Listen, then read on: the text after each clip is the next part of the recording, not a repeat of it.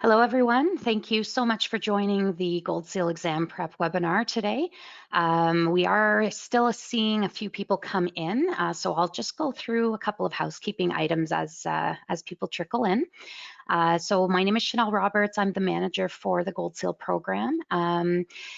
For today, this exam prep webinar is actually being recorded. So if ever you have to review it, anytime before the exam, or you think you missed something, or perhaps you have to leave for any reason at all, you can always watch the webinar afterwards. And it will be posted on both our website as well as on our YouTube channel. As well, what we're going to do is go through questions at the end. We are going to go through as many questions as we can towards the end. And if anything that is not answered, or if you have more questions after that, you can definitely email us at goldseal@cca-acc.com. I will have that email address up on the screen at the end of the webinar, and we can definitely go through any questions that you may have.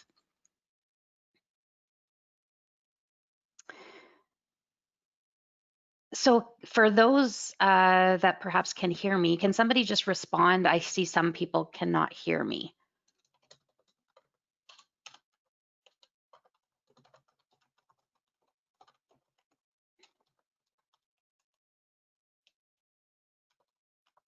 Okay, thanks. Thanks, everybody.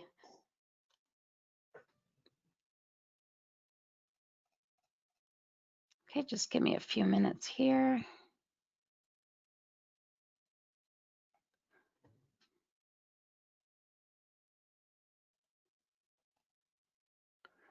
Okay. So for those of you that have just joined, I was just going over some housekeeping items. We're going to go through the exam prep webinar in just a moment here, but this is being recorded, so you are able to watch it afterwards on either our website, which is connected to our YouTube channel. So it is going to be available for everybody. All right, so let's get started. Welcome once again to everybody for joining the webinar. I hope that this is a seminar that will help you in terms of preparation for the January exam. And if there are any other questions that you may have afterwards, you can feel free to email us anytime. Just a quick note that if you do need to reach us before the holidays, please do so before the 24th. We are closed. We are closed for the holidays from the 24th at noon until January 4th. And we will be able to answer your questions afterwards.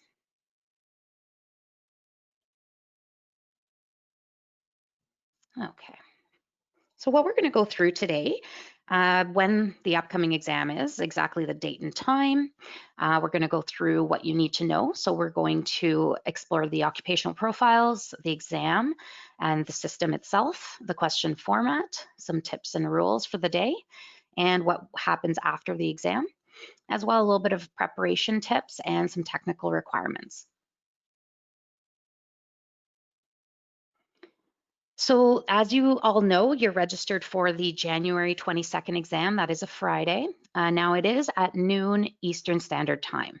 So please make sure that you are starting at noon. You must write it at this time and date. If you do miss it, there is a $100 fee for missing the exam. And there are no options to reschedule until the next exam, which is in April. Due to COVID, we're still continuing to have writers write their exam from their offices or homes. So just please make sure that you are in an environment that allows you to write the exam in peace and without distraction.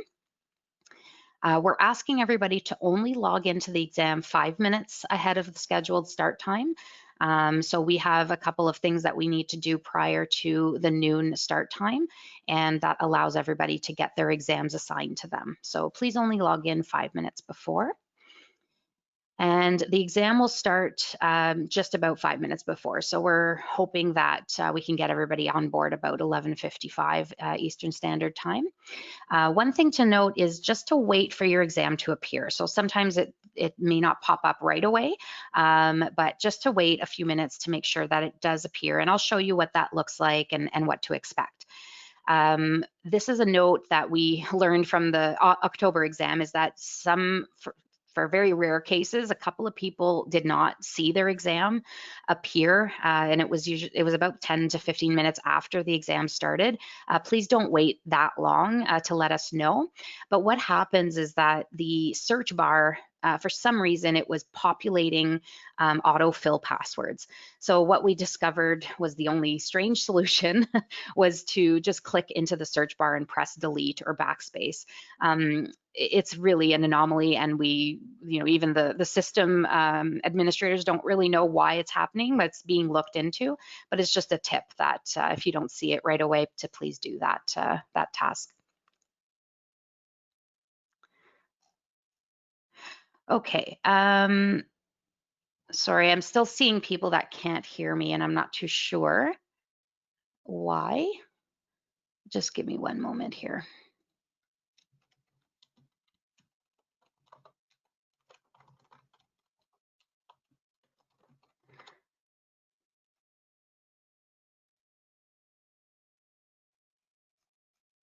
Okay.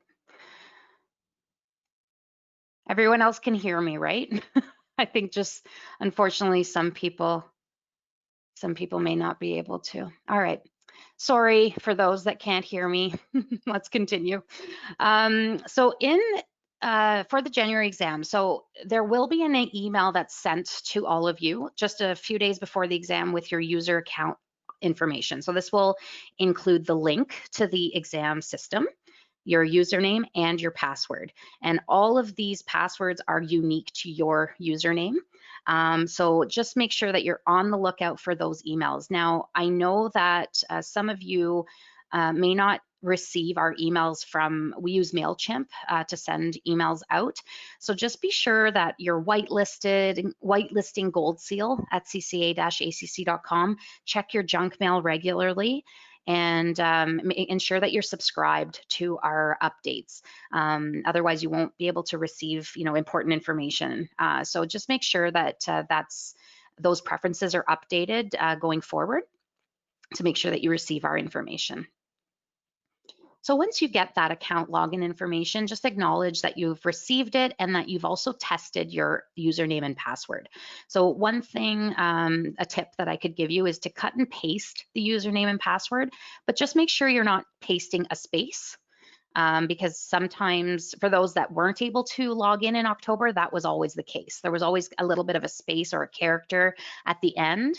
So if you're cutting and pasting, or copying and pasting, I should say, you should just make sure that there's no space at the end of that username or password, and then you should be fine. So what do you need to know? One thing that you really need to review before the exam is your occupational profile for your designation. So we've mentioned this before, in info webinars as well as on our website. These occupational profiles is what identifies the competencies, which is the standard and the skills for each designation. So everybody should have these competencies and skills, and it's regardless of company size, location, the type of company, discipline. You should be able to identify with all of those competencies and skills. If you don't, there are ways that you can go around that, but we just want to make sure that you guys are not surprised at the questions on the exam. Because a good tip that I can give you is that all of the sections on the occupational profile are on the exam. So every section that you will read, there will be a few questions for each section on that exam. So I'll bring you through quickly an occupational profile in the next slide. But just a note as well is that there is no guidebook or study material. So oftentimes we are asked, is there anything we can study, or is there anything else we can go over? It's experience-based. The exam is very much experience-based, and it is reflective of what's in the profile. So when reviewing the occupational profile, just make sure that you're identifying any areas of development or areas of interest, ones that you know that you do daily. If you don't identify with some competencies, this is for, mainly information that we provide to people that are applying, but you can take additional training, you can discuss with your peers. This is also a good step to do before the exam as well. If perhaps you don't identify with a certain competency, you can ask your peers or your superiors. But better to read the occupational profile in its entirety so that you are understanding what we have as set as a scope for your designation and the exam. So the document is meant to serve as a guide for all of you writing the exam. And like I said, these questions will that are related to the occupational profile will be on the exam. Okay, so I'm going to show you quickly what that looks like. Just one moment here. So we're just going to go to, and this brings you right to the website under the Gold Seal exam page. So one other thing to do is read through this exam page as well before your exam. There's lots of good information here. And where the occupational profiles are is just in the middle here. So we'll just click on estimator, for example. And you'll notice that there are different sections. So we have a section called related skills, all of those competencies and supporting skills side by side. We also have a section called pre-bid, pre-proposal, prepare the estimate, bid proposal. So you have an idea of what the sections will reflect. And like I mentioned, the sections are on the exam. So you will expect to see some questions relating to each of these categories. Okay, so if you're a project manager, of course, the sections are a bit different. You'll see tendering, project management, of course. And so what I suggest you do is, read through everything, just try to understand what the exam could be about, what types of questions could be asked. That's where you need to really spend time on your occupational profile so that you're not surprised by the exam questions. Okay, as well, since we're here, I'll show you a little bit about the sample questions. Now, just to clarify, because a lot of people have asked us before, is that it's not a full-on exam, test exam. It's not a practice exam. These are just sample questions that have been part of the entire question pool that we've developed, and we've taken these specific questions out of that pool to make them specific to the sample questions. So it gives you an idea of what the questions will look like, how the exam will be set up, and what to expect. So every designation, every exam will have a little bit of a different introduction. But once you start the test, well, it says start test, it's supposed to say start exam, but the system does not allow us to edit the words. But anyways, just press on start test and this is what you'll see. So you'll see certain questions like this. You're going to click on the best answer, submit answer. And we'll go through a couple of different versions of questions as well. Some of these questions may have multiple selections that you will have the opportunity to select more than one answer. But once you keep going through this, it'll show you the number of questions you're on, and as well, the live exam will actually have a countdown in this little area here. So please go through those. It'll help you prepare. Okay, and we're just going to go on to the online exam itself. So this is what it looks like. This is what you will see when you go to log in. It will be based on, again, like I said, your username and password. And once you log in, you'll have two different views that you can have. So this one here is the first dashboard. You can see the exam listed, okay? Or you can see it as a picture. Same thing, it's just the way that you want to view the exam dashboard. And once you are ready to start the exam, if you hover over this picture, I know they're two different pictures, but it's just to show you that there is a play button. And so you see here that it says start or resume. just press on the play button, and it will start your exam. Then you'll be brought to this screen after there is an acknowledgement statement. So I will be sharing with everybody. There is a very important document that we will be sending with the email that you'll get in the new year just before the exam. It is a support document, and it is available on our website as well. So you feel free to visit it anytime you like, but it will be sent as well with our email. But it does give you a step-by-step with print screens of every aspect of the exam. So you will see it'll be what to expect, basically. You'll be able to see that there's an acknowledgement statement. You'll be able to see that there is another window that you'll be able to review, and then you'll get to this exam start screen. So I'll take you through that in just a few minutes. So this is what I was talking about just a couple minutes ago, is that where you where you see the time that remains. So just note, very important for everybody to understand, is that all the exams are different. So it depends on the type of exam you're writing, your designation. A few exams could be 3 hours and some could be 3.5 hours. So it depends on your designation and how many questions are per exam. So this number that you see here, the 3 hours and 19 minutes, that's of course for an exam that's 3.5 hours long. But then other exams are 3 hours. So this is just an example to show you what it looks like. Okay. Then on the right-hand side here, you'll see the total number of questions, just like I showed you in the sample questions. You'll see question 1 of, and then the total number of questions for each exam. There is a little bit of a functionality here in terms of when you don't select an answer, it will give you the notification that says empty answer, please try again. So just make sure that you are selecting properly and that you are selecting an answer for each question. And then at the end of the exam, you'll be able to see this final screen, and it's letting you know that you've completed your exam.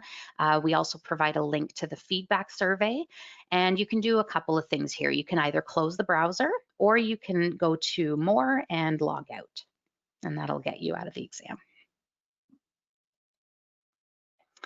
So the question format is all multiple choice.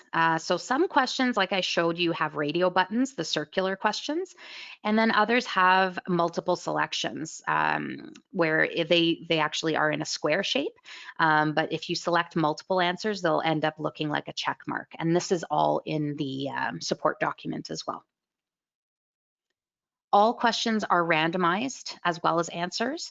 When we talk about randomized answers, it means that there are some where all of the above wording may appear. So you would have to choose all of the above, or just choose one of the answers that is applicable. What randomized questions also means is that from one person to another, the exam is completely different. So we have a pool of questions that are all randomized for each exam. Also, for those of you that are rewriting, you will not get the same exact exam that you wrote in October. You will have randomized questions for this exam. There is no ability to revisit previously answered questions. I know this was a comment and a lot of feedback from many of you that wrote the exam in October. But the reason for this is for security purposes, and for also because we have lack of proctoring, so we can't really monitor you at this time. We are looking into that for future exams, but because of COVID, we kind of had no choice to get on board on the online exam system. So unfortunately, at the moment, in order to ensure that you are completing the exam on time and within reasonable means, as well as to prevent cheating, we have this in place. So just be sure that you are taking your time on each question, and that you are answering the question before moving on to the next.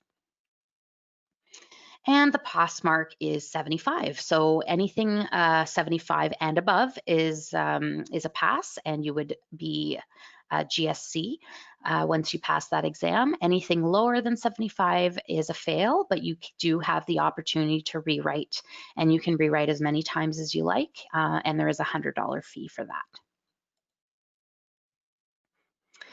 So a couple tips during the exam. These are also tips from our past exam writers as well, especially for those that just wrote in October. So one thing that we always stress is to make sure that you have your designation hat on. So what that means is if you're a project manager, you have your perspective of the project manager when you're writing. If you're an estimator, you're writing from an estimator perspective. It's important, especially for those of you that have dual roles or multiple roles in your career. Just make sure that you understand that you're writing that specific designation, and that's what you have to be thinking about when you're answering your questions.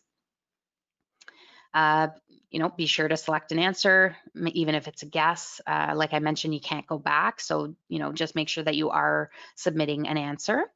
You can use process of elimination. That's always a good rule to go by with multiple choice. Treat scenarios as if they were real ones. So that's something that one of our past GSCs, stressed that it was really important to, pretend that, what you're reading is something that you may be exposed to, or that maybe you had done in the past. It's really good to treat them as real situations because it brings your mind into that mindset.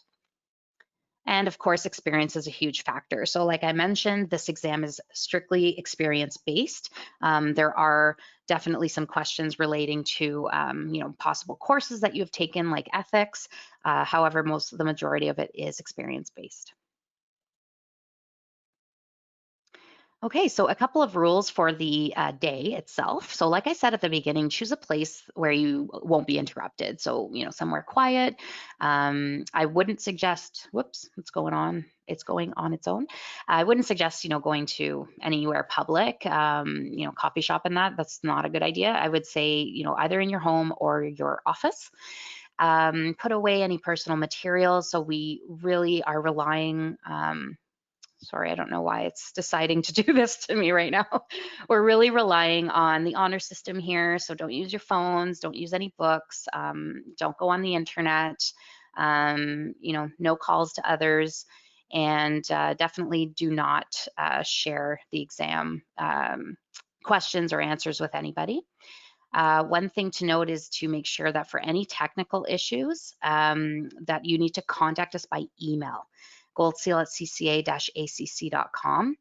And that is the best way to reach us because we have 3 of us paying attention to that email inbox all day. If you phone us, it's going to be hard to reach us. It may go to voicemail, and you may not get responded to right away. So we'll try our best, but definitely try to email us before calling. So after the exam, the way that it works is that we email your results within 2 weeks. I know that some of you may wonder, well, it's a multiple choice exam. Shouldn't we get our results right away? The reason for that is, especially because this is a new exam for us, it's all revised and a brand new online system. We want to make sure that we are giving everybody the fair chance of the answers being accurate. So what that means is all we do is we take a look and analyze our results, and we do that for all the exams, making sure that, for example, maybe if there's 1 or 2 questions where the majority of you got it wrong, well, then maybe we're going to assess the fact that it's a problematic question. Okay, so we don't want to give you, bad marks for the fact that it's maybe a problematic question. So that's why it takes 2 weeks. We analyze and we make sure that you guys are getting the best mark possible. Results are final. So what that means is that we cannot honor any appeals. So please do not ask us to review your mark. It is a final mark. It's all calculated, automatically. And yes, we review some of the questions, but that's the only aspect of any manual alteration. But besides that, results are final. Okay. included in the exam results email. So what we are going to do is we definitely, of course, let you know whether you passed or failed. We give you your mark in a percentage form. If you did fail, what we do is provide you your percentage in how you did in each section. So you know how I mentioned earlier, the sections of the occupational profile are reflective on to what is in the exam. So let's say, for example, in tendering, you got 75%, or let's say in the ethics portion, you got 52%. We're going to give you the section results. That way you can focus on what you did wrong and what you could help yourself improve on for the next exam. We also provide you the information for booking a rewrite. So we provide you the link to the form as well as the cost and the next available exam dates. And we also provide you a survey. So the survey is, there is a link to the survey at the end of the exam, but we also send you a follow-up email as well. Really appreciate everybody's feedback. So please, if you have the time, just take a few minutes to fill out the survey on the experience as a whole. And what we do is we take those results and feedback to heart, and we try to improve every single time. Okay. For those that pass, you become GSC, and which is a huge milestone. And certificates are printed and sent to the address that we have on file. So if you think that you may be moving or your address may have changed in the last few weeks, just let us know. There is a link that we provide in many emails, but it's also on our website, contact information form. You can fill that out and we'll get it on our end, and those are checked weekly. We are also working on getting electronic versions of the certificates sent out as well. So we will see how that works out for January, but it may not happen until spring, but we are working on that as well. So if you do require a PDF or an electronic version, just let us know, send us an email. A couple of people have already, and we'll just send that to you right away. Okay, so a couple more tips on how to prepare. So again, read the occupational profile and sample questions. Again, prepare with the designation perspective in mind. You can also go back in company policies, procedures. You can talk to coworkers. You maybe perhaps review your company's manual, anything that's going to help you. Think about what you have at your fingertips in order to help you prepare. You could also review industry guidelines, course notes. So this is a huge tip here, is to review construction industry ethics, and if you've taken Construction 101. So that's a hint. So there is a section on ethics. So if you want to have a quick review of your ethics course, I would definitely do that before the exam. And then also review completed projects. That's a good refresher. Some people have told us it really helped them prepare for the exam. So that's another tip that we have for you. Okay, so a couple technical requirements. So these are maybe self-explanatory, but we like to provide this to you. Definitely don't use your phone. So we recommend a laptop or your PC, a larger tablet, anything that you think is reliable and good enough to be able to answer the questions. Physical keyboard is best. Sometimes the on-screen keyboards are a little finicky, so we don't recommend that.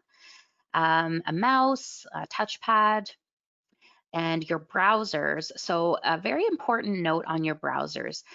We do indicate this in the email that is sent to you 2 weeks before the exam, but please test your browsers. Some people have had issues where they've had really old versions of their browsers, and it's not compatible. It doesn't work with especially many applications, but with this exam. Make sure you have an up-to-date browser. If you are a Mac user, Safari usually works. We did have two people actually that had a couple of interruptions. It didn't mean they couldn't finish the exam or do the exam. It's just they had maybe some phrasing issues, and once they switched over to another browser like Chrome, they were able to finish no problem. So just a word of advice for those Mac users to maybe see if you have an alternative that you could use for the exam specifically, or just make sure that it's running properly. If your screen freezes, close the browser. You could try another browser. All your progress will be saved. So don't be afraid to close down anything. Even if you log out, the progress is saved. It is it's your own profile. It's treated like a course essentially. So anything that you start will always bring you back to where you stopped, where you ended off, and your progress will be saved. So before contacting us, try that first. If your screen freezes, close down the browser, try another. And the ones that work best, just so everybody knows, is Chrome and Firefox. The others are all compatible. It's just these are the ones that we have the best experience with. Make sure your Wi-Fi is obviously strong and it's reliable, of course, hopefully no interruptions there. And you can use a non-programmable calculator. So I will take a look at some questions now at this point. I will leave this screen up so that you can mark down the email address, and bear with me as I go through some of these questions. All right. I see a bunch of I can hear you, so thank you so much, everybody, for letting me know. Okay, if I have MRICS, can I directly gain the Gold Seal certificate? Okay, so that's something that should be asked upon application, and we don't have that equivalency, so that will not be equivalent. But maybe you should email us to ask us that question and go through that. How long is allowed for the exam? Okay, so like I mentioned earlier, every exam is a little bit different. So for you, when you get your exam email, you will have that a specific time for your exact exam. So as I mentioned earlier, it's between 3 hours and 3.5 hours, depending on the type of exam. And just so you guys all know, there is a half hour buffered into that. So we do provide you an extra half hour there. So it could be, for example, 2.5 hours and we give you the extra half hour, or 3 hours and we give you the extra half hour. Okay, it's about a minute a question is what we roughly estimate.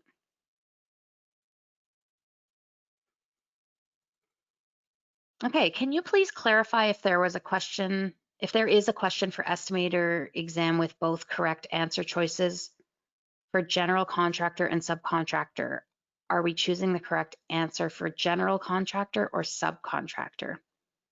Okay, I cannot answer that. That would kind of give it away. So I do understand what you're saying, but it's something that you have to read the question a couple more times to maybe understand. Yes, there are some answers that are maybe very similar. We've noticed that some people have commented on that. We are fixing some of those questions actually, but you just go with your best estimate. That's all I can say. What is the pass rate for the exam? So the pass rate is the same as the passing mark. So it's 75%. So in October, we had about 73% as a pass rate. So we always aim for 75. Okay, is there a difference between the Gold Seal approach, specific language to Gold Seal, compared to the project manager designation test questions and the PMP exam, or is it the same? So, I mean, overall industry language should be the same. Gold Seal it's not specific to Gold Seal necessarily. It's based on the scope and the competencies of that designation. So you do have to read through the occupational profile. That's something that will really help you understand the language. But it is based on all tasks and roles of each project manager, out there in the industry. Where can we review the exam pages and occupational profiles? So I did take everybody there earlier, but if you go to our Gold Seal website, which the website is on the screen right now, under applicants, you will see a little section called Gold Seal exam, and that's where you can go. We also give you the links as well in any emails that we've sent to you previously. but just go to goldsealcertification.com, applicants, Gold Seal exam. Okay. Are there any other questions at this time? Oh, one more question here. Where do we find the username and passwords? So at the beginning, I mentioned that you will all receive an email the week of the exam with your username and password and the link to the exam website. Okay, so just wait for that email the week of the exam, and you'll be able to test your logins then. Okay, you mentioned a 73% pass rate in October. Would you look at my exam? Oh no, the pass rate is different than the passing mark. So the pass rate is it's the overall passing percentage essentially of all the exams. So what that means is that it's a combined percentage of how everybody did. Okay, so that means that 73% of all exam writers passed. That's what that means. Yeah, no problem. Okay, and are we able to get more sample questions? Nope, those are the sample questions. They are just samples. We don't provide new ones. We don't refresh them. They are brand new from September. So that's what you get. Do I really need a calculator? It's up to you. There are, depending on your exam, there may be some calculation questions. I would just have it handy. Okay, and how many questions are on the exam? So I did answer that earlier. It depends on each designation, but it's between 150 questions and 180 questions. That's the max.